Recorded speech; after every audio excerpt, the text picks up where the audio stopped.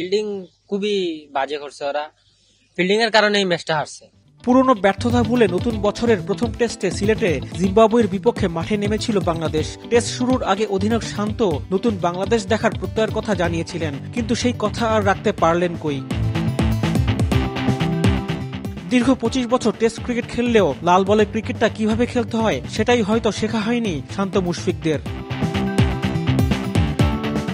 জিম্বাবুয়ের কাছে প্রথম টেস্টে হেরেছে 3 উইকেটে। দুর্বল প্রতিপক্ষের কাছে এমন পরাজয় মেনে নিতে পারছেন না খেলা দেখতে আসা সমর্থকরাও। ম্যাচ শেষে নিজেদের ক্ষোভের কথা জানিয়েছেন তারা। এটাই দুঃখজনক বিষয়, আসছিলাম খেলা দেখতে, হেরে গেলাম, মনটা কষ্ট লাগতেছে, এইটাই, আর কিছু না। ফার্স্ট টাইম খেলা দেখতে আসছিলাম, আমরা বাংলাদেশ জিতবে বলে সাপোর্ট করতে আসছিলাম বাংলাদেশের, কিন্তু সেই অনুযায়ী ভালো খেলতে পারেনি। ভাই আমরা টাকা দিয়ে দর্শকরা আসি, অনেক কষ্ট করে, আমাদের অনেক খারাপ লাগে। বাংলাদেশ একদিন কাপ জিততে হবে, আমরা অনেক কষ্ট পাই। অস্ট্রেলিয়া জিতে, ইংল্যান্ড জিতে, আমরা কেন জিততে পারবো না? অবশ্যই জিতবো। প্রথম ইনিংসের পর দ্বিতীয় ইনিংসেও ব্যাটারদের বাজে পারফরমেন্স মেনে নিতে পারছেন না তারা। ম্যাচ হারের কারণ হিসেবে ভক্তরা ব্যাটারদের দায়ী করেছেন। শান্তর ব্যাটিং আর অধিনায়কত্ব নিয়ে সমালোচনা করেছেন তারা। এখন আমরা সাধারণ জিম্বাবুকে আমরা আমন্ত্রণ জানায় আমরা ঘরের মাটিতে হারলাম, এটা খুবই হতাশাজনক। এখানে তো আমাদের প্রত্যাশাটা অনেক ছিল, কিন্তু এই প্রত্যাশা অনুযায়ী ওরা খেলতে পারছে না।